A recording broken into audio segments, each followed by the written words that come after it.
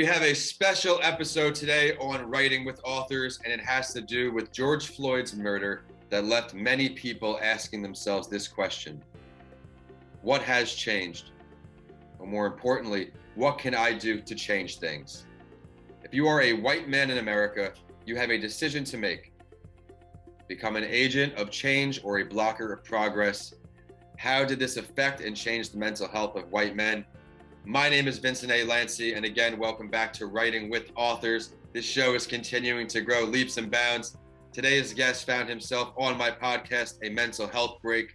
I learned he had a book to supplement everything he was doing, so I thought I had to bring him on the show, help the community of writers along with their journey. He's the author of Grappling, White Men's Journey from Fragile to Agile. White men have found themselves entrenched in a privileged status quo for centuries. Old patterns and learned behaviors have contributed to their success, but things are changing. Our world is evolving. Allow me to now bring him on, Andy Horning. Andy, thank you for joining us from Colorado. Vincent, thanks for having me. I appreciate it. It's my pleasure. Would you mind introducing yourself to our audience who may have missed your episode on A Mental Health Break, and then we'll dive into book talk. Sure.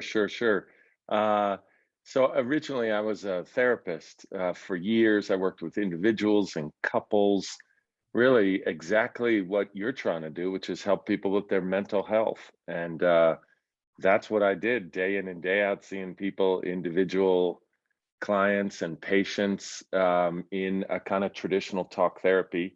And then I became a Hoffman process teacher, which is a week-long immersive experience in mental health.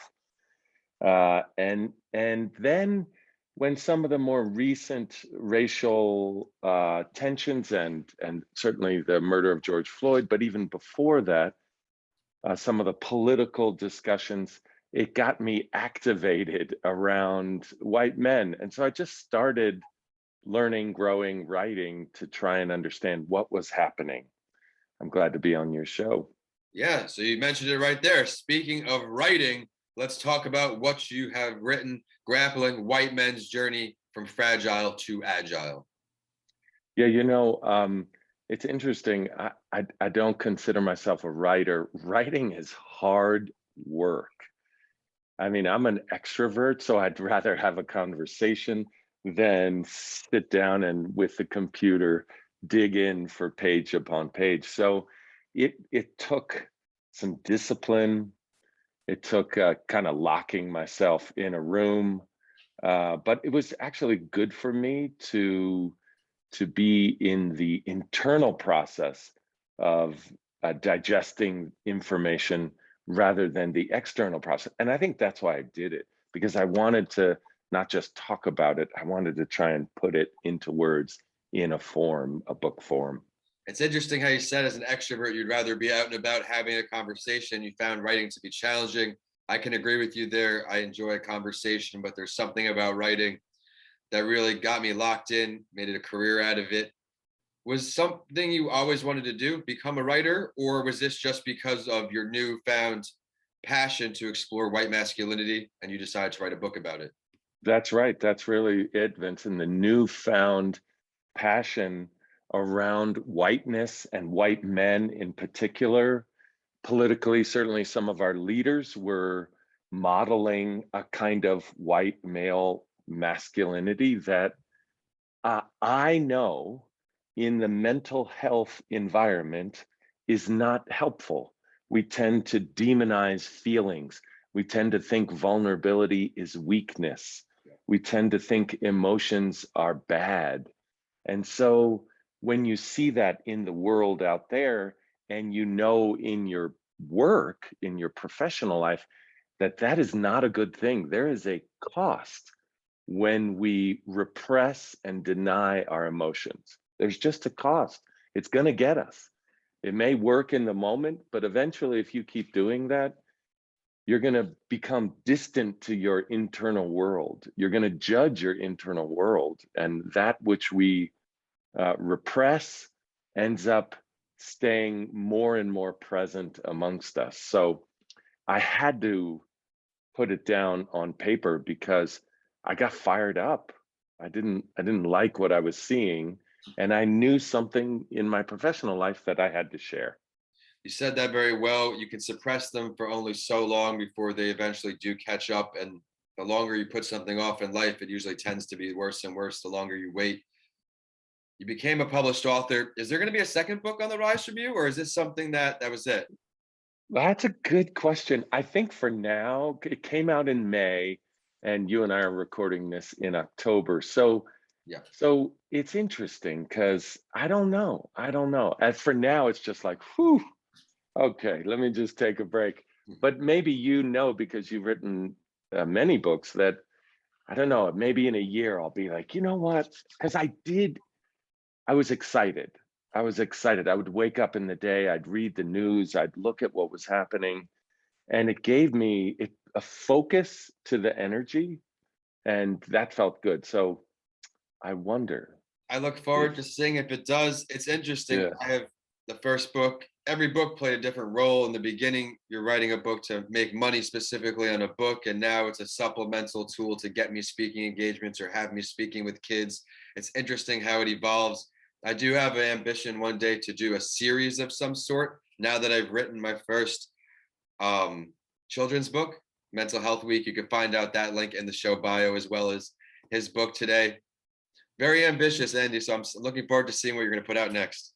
yeah, thanks, Vincent. I actually just want to acknowledge I was just having a conversation with a colleague and how mental health for children is such a avoidant topic. We don't talk about it as much. It's almost like we teach math and we expect good results in math. We teach English and writing and reading, and therefore we expect it. But we don't teach mental health, and we expect mental health. But how can you not teach something and expect people to learn how to be mentally well in our society? So I'm just glad you put this out there. Thank you very much for the kind words and very well put. Again, I'm trying to be the one to spread this information. Unfortunately, some hurdles I've recently come across where I don't have a medical degree or a psychology degree. So certain nonprofits I've been trying to work with to distribute my book amongst their organization. Although I have accredited people and experts in my book and I have a disclaimer, sometimes that's not enough and you can't argue with it. It's just on to the next one. You can't take a personal learning experience. There are plenty of organizations I'm hopeful for to work with. I have some big announcements coming with the University of Tampa very soon, maybe when this episode releases. But now we have to stop, Andy, and ask for two pieces of advice for our community of writers. Um, I would say this, like what helped me was the um, small note taking.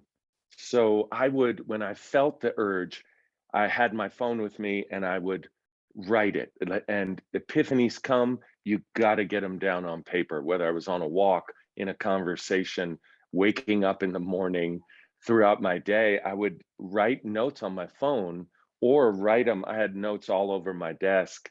And I think that's really important for writers, is to get it out. And even though it may not feel like you're writing a book, you're amassing important data points of information that can then come to a book. So that'd be the first thing.